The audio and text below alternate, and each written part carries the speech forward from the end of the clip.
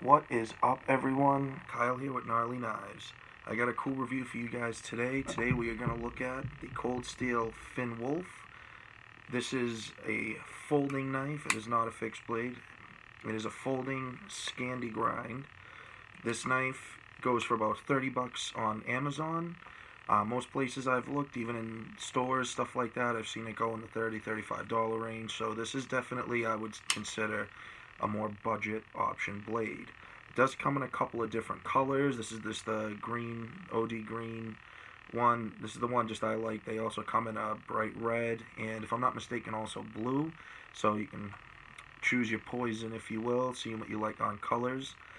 This is a really cool blade. I do really enjoy this a lot, especially being that it is just such a great price. You know, going right around 30 bucks, really can't beat it. Coldsteel does do a really good job. I really enjoy Coldsteel knives. They are definitely one of my favorite knife companies. I'd put them up, probably definitely my top 5. I really enjoy their blades a lot because they just make a little bit of everything. I feel like they're probably one of the best companies in that sense because they're really not specific in one area or another.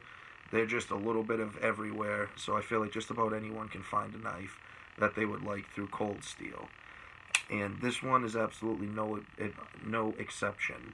This knife overall, we're looking at 7 7/8 inches.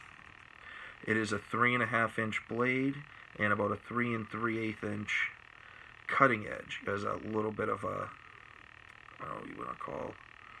It has a little bit of a, say, would ricasso be the right word? There is no sharpening choil, but that's all right. It runs right to the edge, so it almost works out to being similar to a sharpening choil. The blade steel is AUS 8. I know, right? Yeah, AUS 8, but honestly, it's not a problem at all, at least for me, because like I said, I mean, I think what they're going for is, this is a bushcraft or a carving knife. It does have that true Scandi grind. There is no secondary bevel. I know that's something some people have issue with. Good example would be the knife we reviewed a couple weeks ago, the Martini Lynx folding knife. This one did come with the secondary bevel, but I didn't want it, so I removed it and made it a true Scandi, and it's been fine ever since. But this one will save you that work. But the AUS 8 on this, I will be completely upfront with you, I have not sharpened this. I've had this knife for a couple years. I have never sharpened it. I haven't had to. I maintain it on a strop, and I only cut wood with it. I just use it for natural materials, and I have not had any reason. And it's still shaving here right now. Let me pull it down, a lot of arm hair up here. You can see right there. And this has never been sharpened. I mean, you can even kind of see just how even the blade is now. Yeah, I mean, using polishing stones, could absolutely do the same thing, but I'm not here to BS you guys or blow smoke anywhere. This is trying to give as honest and comprehensive review as possible. And yes, this is AUS 8. It's really not a bad steel. I mean, yeah, in general, in a regular knife, yeah, it's not my favorite, but it holds a decent enough edge. I mean, I just show, just with maintaining on a strop. And I've done a lot of carving with this. Actually, that carving video we did probably a month and a half ago, this is a knife that I used. I actually cut my finger on camera, so it was a little entertainment for you guys. But Coldsteel does a really good job with their heat treat. They do that cryo treat. I won't get into that, but if you are curious, I mean, there's tons of stuff online you can look up and find stuff through the Coldsteel website about their process. But they do a really good job with their AUS 8. This, like I said, this is very much a carving or bushcraft knife. That's really what I think they're going for. I mean, I'm sure if someone was so inclined, yeah, why not? You could use it as an EDC knife. But I just feel like Scandis in general, so it has nothing really to do with this. It's just Scandi knives in general. It's just really not the best with cutting more synthetic and man-made materials. Yes, they get super sharp. They do, like I said, because there's no secondary bevel. It is a true Scandi, so it has that 0-degree grind on it.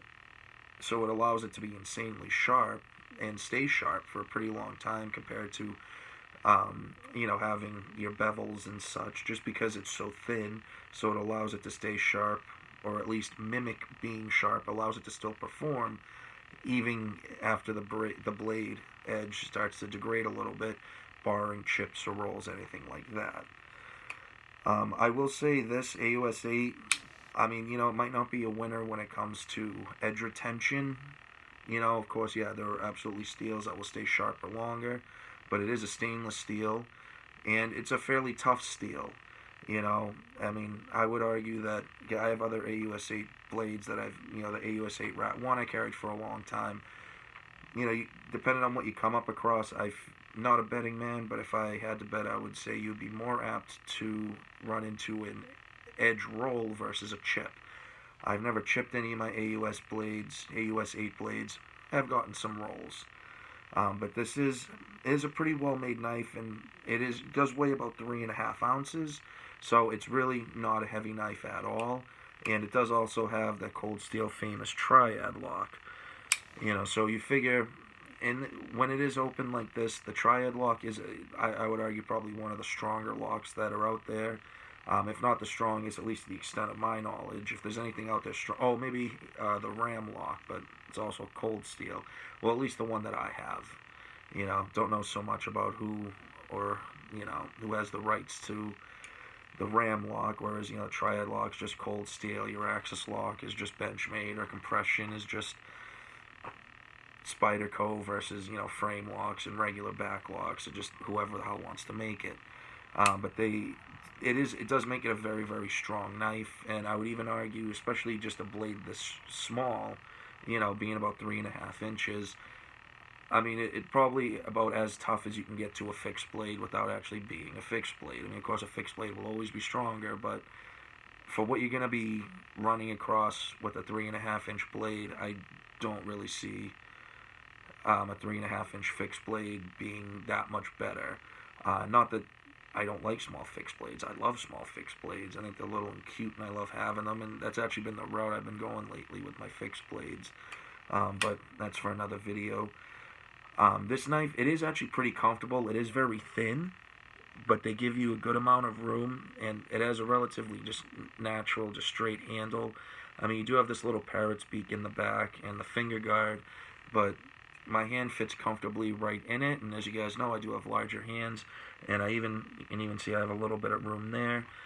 It does fit very well, and what is nice, they have these little carved in areas on both sides, so which actually makes it great because my finger just rests right in there when I have my hand closed on it like this, and it's very comfortable. Another thing I actually do like about this, I mean, for me it's just more, I just think it's nice that they do it because I'm right-handed, so it's not an issue, but this is a completely ambidextrous knife. You do have the option of switching the clip around to left or right side. It is tip up only, which is absolutely fine. That's how I carry all my blades, my folding knives rather, my folding blades. And being the back lock or triad lock, whatever you want to call it, it is just dead center right there, so it doesn't matter left or right-handed, and then you get your studs. So this is 100% ambidextrous, and what is kind of cool too, I think a little more unique, if anyone's familiar with Coldsteel folding knives, I do have a few. A lot of them come with 2 clips, just based on some of the angles and the way that some of their handles are shaped, that you can't just flip it right over. This one, you just flip this clip over, you don't need a second clip. So, yeah, it's just, I don't know, I just always think that's amusing with Coldsteel. So the fact that they have a folding knife that you don't need to have multiple clips for, it's a plus. The knife does actually open really well. I mean, I've seen and heard some stuff or whatever. It was even when I was looking up the price on Amazon, reading some of the reviews, and people were complaining about, it doesn't, it's not a fast deployer or whatever. Not that I think it really should make a difference, especially what you'd be using this for. I mean, it's a knife, yeah, I guess you could defend yourself or whatever with it, but I don't know, I do a lot of carving and bushcraft stuff. I've never been like, I need that extra 0.2 seconds of getting the blade open. For me, it's just fun to open it like that. But then, you can close it one-handed if you really do want to. Not that it really makes a difference, but you have that ability. shake it down. Just make sure that your finger, if you do this with it, this works for any back lock or triad lock. Just make sure your finger's up there so you run the flat portion of the blade behind the edge onto your finger and not the edge. Done that quite a few times. But I digress. I do really enjoy this knife a lot, and I really dig the name. You know, wolf. I love wolves. You know, my favorite animal, whatever. But you can definitely see the inspiration. They are going, you know, for that Puko-esque kind of knife, which I really enjoy. They are, you know, my favorite style of fixed blade for the most part really is just the Puko. You know, I love the traditional, you know, Scandinavian, Nordic knives. And I think they do a really good job with it. I really do enjoy a lot. And what is cool too, if, you know, because they do have their Finn line, they also have the Finn Bear and the Finn Hawk, which is basically just the fixed blade version of this knife. And you can even see the handles even overlap. The handles are literally the same size.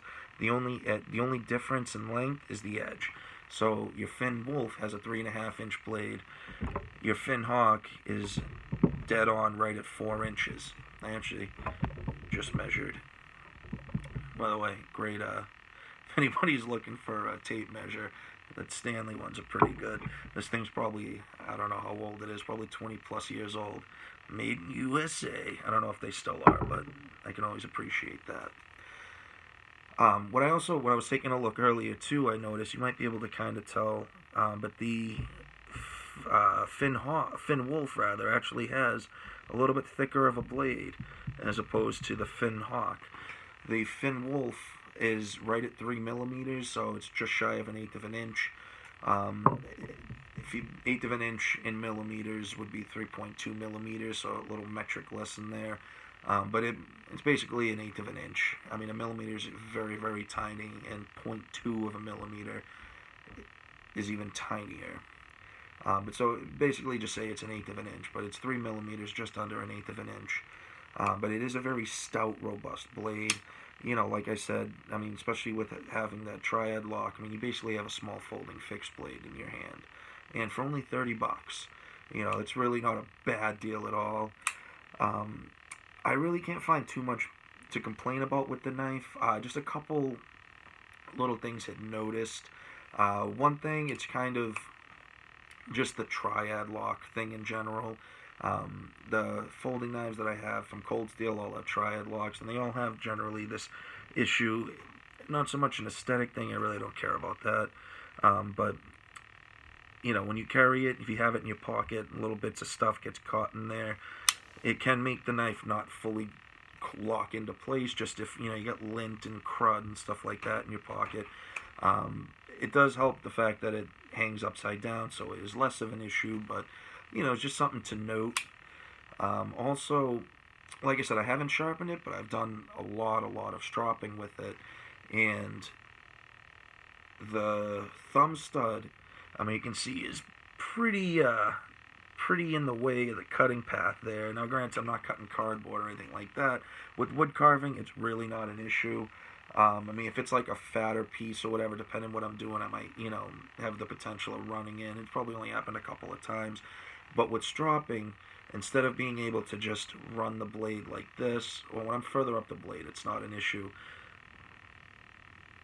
But I can't do it when it's, so I actually end up having to just kind of cock the blade off at an angle in order to strop it. And when it does come time for me to sharpen this, I see that as being just a potential of really more just damaging my whetstones. So that's really more my concern. But they were at least nice enough. You can kind of see they do have a little notch cut in there for if you have, say, a flathead screwdriver. I don't know why I couldn't think of that word or the name of the tool, but so it looks like you can just take the screw out, whatever, sharpen it, throw it back in.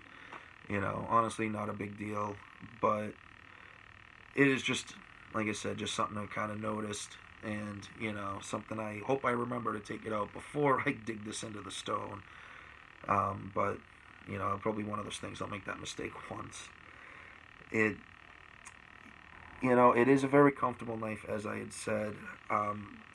One thing I noticed a little bit, really isn't too much of an issue now, but the channel in here in a couple spots was a little sharp when I got it, just from the molding or whatever process. So, but it was easily enough fixed. I just took another knife and just kind of chamfered it a little bit. Probably do the same thing with some sandpaper. Really not a huge deal, but just something just to throw out there. So if you get it and you're like, oh my god, but not a huge deal. That can be easily fixed. And I've gotten great joy out of this blade. I've actually been wanting to do a review on this for a while.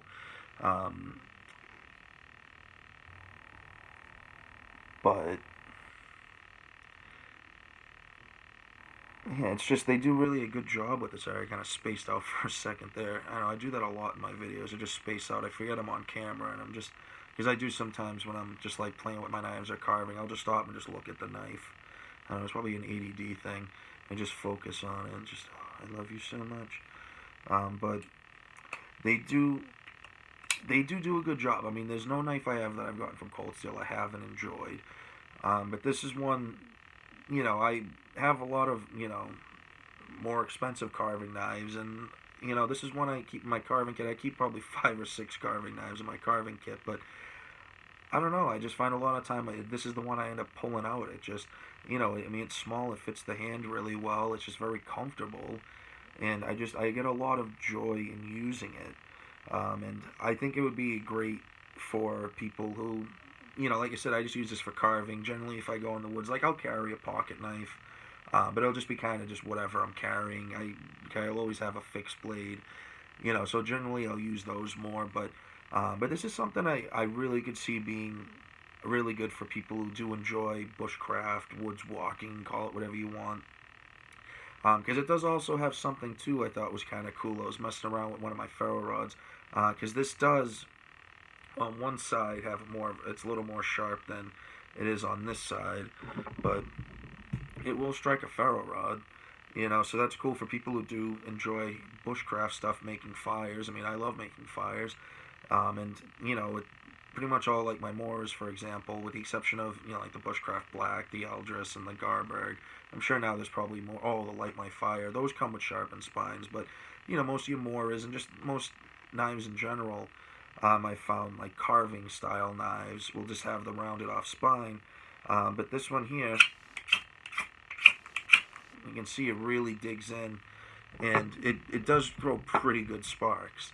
You could absolutely get a decent fire going with this, and then too, it's cool. You just wipe it off, get all that crud from striking the ferro rod, and boom, you're ready to go. I got a little on the edge there, but that's alright. There we go. Nice and clean again. But I think this would be good, especially because, I mean, it is fairly light. I mean, I suppose, I mean, there's some of the Moras, the fixed blades are lighter than this. I mean, to be completely honest, even the Finn Hawk feels a little bit lighter, even.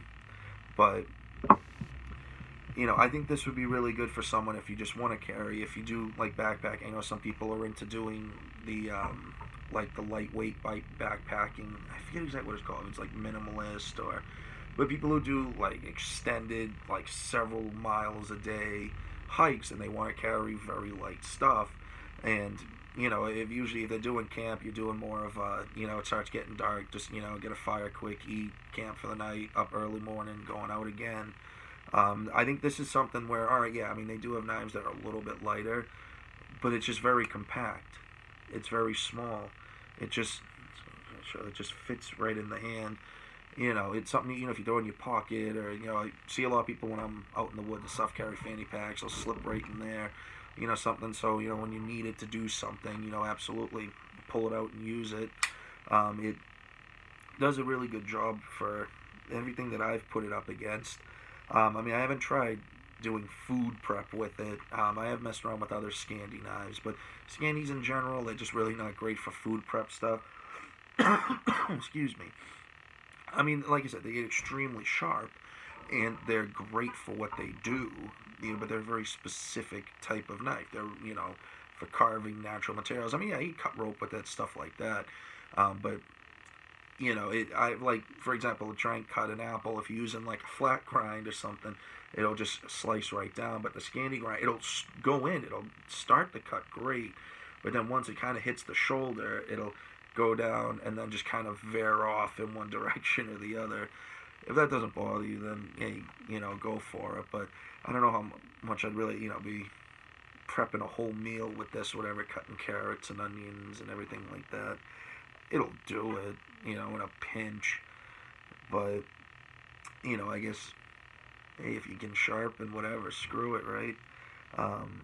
But it is a very tough knife, you know, and that's something that, I mean, it's kind of Coldsteel's thing. They overbuild everything, and that's great. To me, it's just amusing, you know. But I mean, this really is just such a stout little knife. I mean, you can even see the thickness of the blade just goes all the way up, even to the tip. I mean, you know, not that I recommend prying with a folding knife, but I mean, do whatever you want. It's $30, so you snap it in half. Excuse me. I'll buy another one. It's $30. But it's a cool knife, you know. The only thing I wish Coldsteel would do, and Coldsteel if you're watching, or Lynn Thompson if you're watching, make an S35 version. You know, I mean, you can get the Coldsteel Code 4. I have that. That's like an $85 knife. It has aluminum handles, same lock. You know, blade's about the same size, but it's an S35 VN, and it's like $85. You know, just keep everything the same. Don't change anything. Maybe just reposition the studs a little bit. But other than that, but make this an S35 VN. Charge us an extra $50 for it. $60, whatever. You know, I'd pay $85-$90 for the same knife in S35 VN, or hey, if you guys are still using CTSX HP, absolutely, you know. But I think this would be a great platform for different blade options, blade steel options rather. You know, it's because it's just, I think it's a very good knife. I think, you know, it's very popular. A lot of people like it. I mean, this is probably the 1,000th review on YouTube of it. But I see why, though, because it's a good knife, and I think people, especially people like me, I have multiples of the same knives, I mean, in different steels. But there's an example there. Make this an S35 VN. You know, how sweet would that be? I think that would be cool. If you are listening, Coldsteel, please. I beg you. But, I mean, like I said, you know, I mean, the AUS 8, especially for what, you know, it's designed for, it does hold that edge a long time. And, you know, like I said, I haven't had to sharpen it. I've been able to maintain it with a straw. If this was an S35, I would probably never sharpen it. I would probably never have to. You know, just probably strop it once in a while, and it'll be good. You know, but even, you know, using this, you know, like I said, I've done a lot of carving with it, and I don't strop it after every time I carve. You know, I stropped it before I did the video, but I've probably carved a few pipes and spoons with this since the last time I stropped it. And even when I stropped it was still pulling a few hairs out. It wasn't, you know, like I had showed where it was just slicing the hair right out. But, you know, I don't know, it's like something I have to, like, tell myself a lot. I always feel like, you know, it gets to the point, especially, you know, you do a lot of sharpening and stuff and have all these knives, and it's like, a knife, not every knife has to be shaving hair, or if a knife isn't shaving hair, it doesn't mean it's dull. But that's like what I always like in my head, like I'll, you know, use a knife a few times, and then it's like, oh, it's not shaving anymore, I gotta strop it, and, you know, I mean, it's good to be up on the maintenance with stropping it, because I'm sure if I did several carvings and just never stropped it, it would get to a point that when I did strop it, it wouldn't really do the edge justice. You know, it wouldn't bring back that shaving edge, and I would have to throw it to the stones. But I might actually do that at some point anyway. Maybe just kind of bring up this polish a bit. You know, maybe do like a nice mirror on it. Especially because it, you know, AUSA, it's a soft enough steel. I think it would take the mirror very well. But yeah, I don't know. That's really just about it there, guys. I know we're coming up on the 25-minute mark. I've just accepted I can't do a video under 20 minutes. I don't know why. I have the intention, whenever I make a video in my head, I'm like, alright, yeah, I'm going to do this. This will be like 15 minutes, or it'll be 10 minutes. So I might have one video that's like 15 minutes. But, guys, just remember, keep carving, stay sharp. Please like, comment, share, subscribe, and let me know. You know, do you like this knife? Have you had it? You know, or what do you think of it? Would you consider buying it? Let me know. We can talk about it. I love talking about this stuff. Have yourselves a good rest of your night, and peace.